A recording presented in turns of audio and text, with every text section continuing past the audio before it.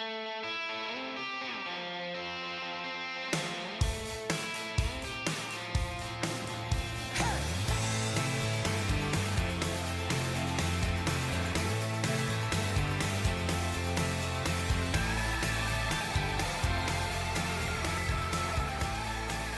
Steve Wiggins, and this is the Groundworks Ministries podcast. Today we're reading from the book of 1 Chronicles, chapter 18. Let's focus on verses 7 through 11. David took the gold shields carried by Hadadezer's officers, and he brought them to Jerusalem from Tibhah and Kun, Hadadezer's cities. David also took huge quantities of bronze, from which Solomon made the bronze reservoir, the pillars, and the bronze articles.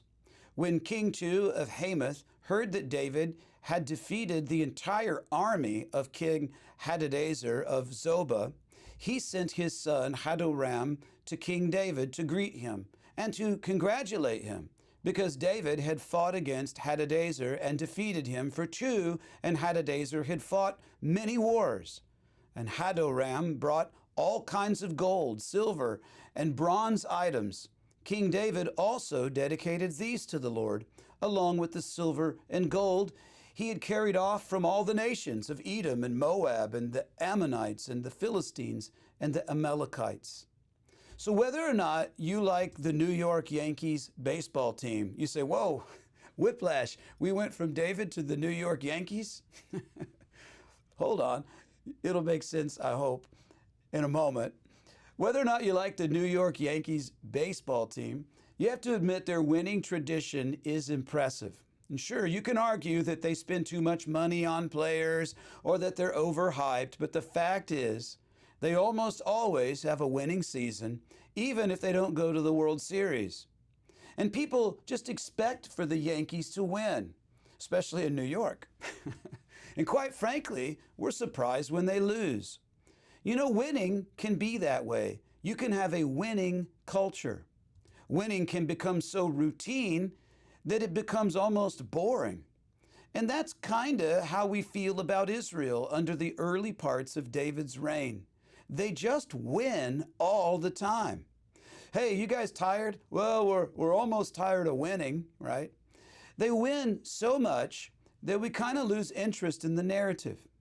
And we have to resist that urge to skip past the next two chapters, because God is trying to communicate something to us, the people who seek His word. Number one, battles will still come, even to the faithful.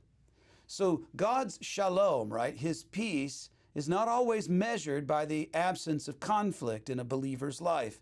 His peace, which passes understanding, is defined as peace in the midst of conflict. So number one, battles still come to believers who were doing the right thing. Number two, trials that we face will ultimately be won by God's power and not by our own. Notice how God is using David to fulfill His promise to Abraham. Genesis chapter 12, verses 1 through 3. Now the Lord said to Abram, "Get out of your country, from your family and your father's house, to a land that I will show you. And I will make you a great nation. I will bless you and make your name great, and you shall be a blessing. I will bless those who bless you. I will curse him who curses you. And in all of the families of the earth shall be blessed in you." So the nations who cursed David and who war against Israel are defeated, and David takes their spoils.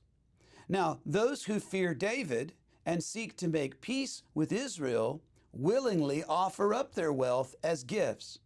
And as a result, they fall under David's protection. But they're also subservient to David. They have to get under his lordship. And what did David do with all of those spoils? Well, he set them aside in order to honor the Lord. 1 Chronicles 22, verse 5, David said, "We should build a great temple for the Lord, which will be famous everywhere for its greatness and beauty. But my son Solomon is young. He hasn't yet learned what he needs to know. So I will prepare for the building."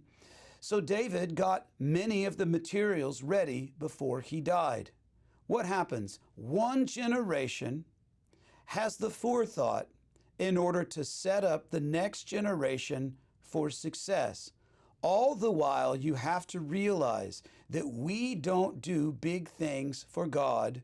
When we humbly surrender to Him and seek His guidance and we seek His word, He does great things through us, all so that His name will be glorified.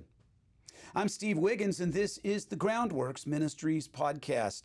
You know, Groundworks Ministries operates entirely through financial donations from faithful people like you. And your giving to Groundworks Ministries transforms lives. Would you consider making a donation to Groundworks Ministries today? Because we need your monthly support now more than ever. Donating is secure and it's easy at our website, groundworksministries.com. You know, another way that you can help is to tell people about Groundworks Ministries.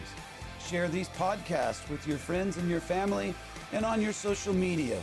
And of course, you can always direct folks back to our website, groundworksministries.com.